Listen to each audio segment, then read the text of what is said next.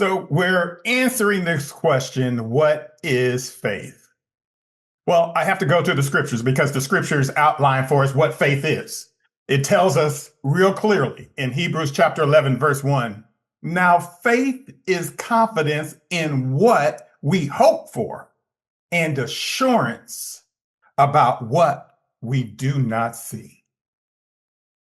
In that simple definition, this definition provides for us two components that call upon us to look at faith from a mental capacity and an active capacity. There is a component that allows us to be able to embrace what has been shared by the scriptures, by the Almighty, and have confidence in that. And then there is the activity from our mental capacity to receive what God has said. So let me just break this down real quickly. When I'm talking about what faith is, the Lord our God is giving us an understanding that faith is a personal, is an expectation, a hope, a confidence in what he has declared to us throughout all of the scriptures, but more specifically in this passage. It is an assurance. It is a pledge that we, the person individually. Now, when I say that, I need to break this down. See, faith is not based on what mama did or daddy did or grandmother did or grandfather did or what our ancestors did, how faithful they were. No, when it comes to faith, it is personal. It is something that we have to do. We have to accept personally. Now, if the family can do that collectively, if the community could do that collectively, if a congregation can do that collectively, wow, what great faith we will see. But faith is personal. It is carried out then from this personal belief to the activities that go on in our lives. We are anticipating on what we do not see. So what do we not see? Everything that the Lord our God is moving us forward to something that is eternal, not earthly. And so I'll get more into that in just a moment, but I want us to look forward to everything. That's what faith draws us to, in this mental capacity to be confident in what God has said, what he will do. We are, in our actions, are living in that manner to say, yes, we believe that God, the God that we went all in, remember, we talked about this Texas Hold'em term, going all in. If God said it, we're saying we believe it. And that settles that. And so there's that mental capacity, there's that living capacity. Now, let me break this down to the foundation of faith, because if we don't believe in the person in which defined this, gave us this definition of what faith is, then our faith is futile. It's in vain. We might as well just eat, drink, for tomorrow we'll die, and then there is nothing tomorrow for those who are the unbelievers. But I'm moving ahead. I keep getting ahead of myself. Wow. Faith as outlined by God is what we want to talk about. So there are those who believe that there is no God, there is no supernatural, there is nothing out there. But what they don't understand is that within every human being that is born, that was created from Adam and Eve on forward until the coming of the Lord, there is an innate yearning to worship, to honor, to lift someone up. Now, some people get it wrong, and they want the someones to be a husband, a wife, a child, a parent. Some people want it to be some community leaders, some political leaders. Some people get it wrong, but the yearning that was placed in our heart was from the Creator, who placed it there to yearn, to praise, to lift up this eternal God. And so that has been in existence since the beginning of the world. All that the world had to do is continue to walk as God designed them. But we know from the scriptures, man did not do that. They fell. And they fell and they started worshiping other gods. Now, I use the plural of that. Not everyone worship gods in the plurality, but they do worship something other than the God, the eternal God. And that God sits there and says that he's a jealous God. And as a jealous God, then he will do harm to those not because he's not loving, but because he's just. And as a just God who wants justice, he sees that, hey, you are not doing as I have designed you. Here are the consequences. And so this great Yahweh, this self-existing God, the creator of the heavens and the earth, the one who made man in his own image, and man defiled that by chasing after their own heart's desires. That's where choice comes in.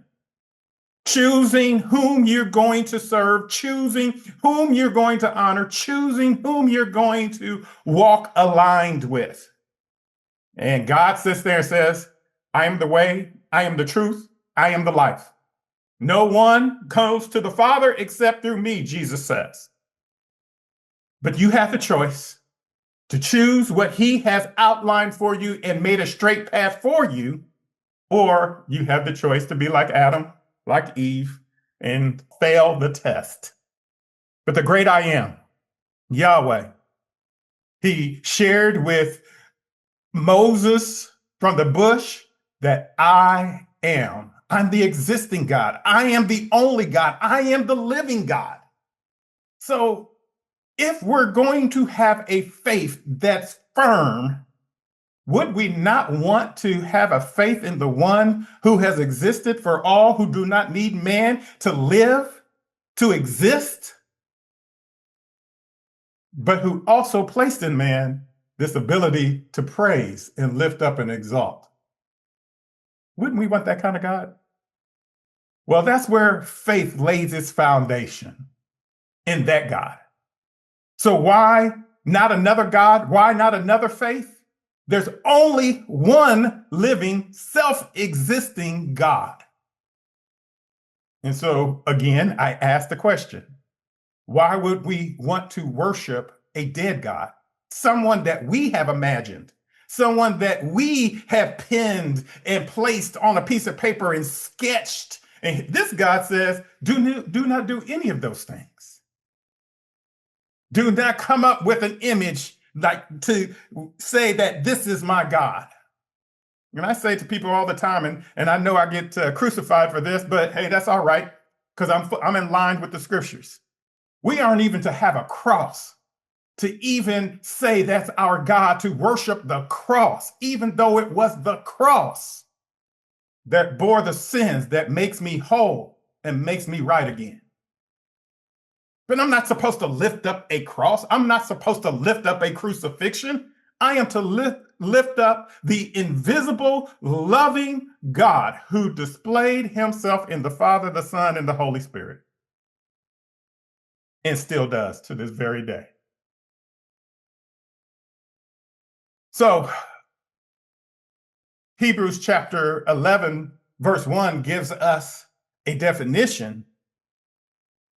Hebrews chapter 11, verse 2 shares with us that you aren't the first one who would exercise faith. And since you're not the first one, let me give you some historical accounts of those who had done it and done it well. And it goes on to say, this is what the ancients were commended for. Now, I've been in the church for over 40 years of my life. I've been pastoring over 30 years. And I know that most people, when they go to Hebrews chapter 11, they look at these heroes of the faith and they sit there and say, I could never do that. I could never do that. Or some who have a mindset that wants to question God as he is erred, flawed, a liar. They would sit there and say, but that's not the account I read. Oh, God created humans. Humans are flawed. Humans are erred. Humans are with sin since Adam and Eve, since their fall. And because of that, He made a remedy. And in that remedy is Jesus Christ, who can bring us into this righteous relationship, this righteousness, so that we can honor God.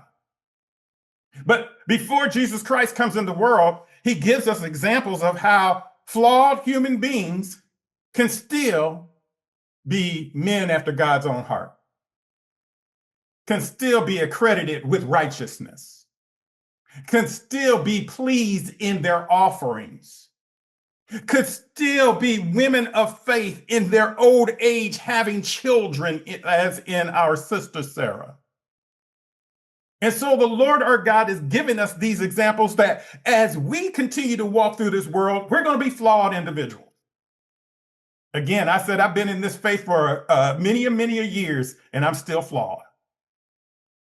But the one thing I know, as I continue to pursue after righteousness, after I continue to pursue after the Lord my God, after I continue, I went all in. And at the conclusion of this life, I can say that my faith was done well.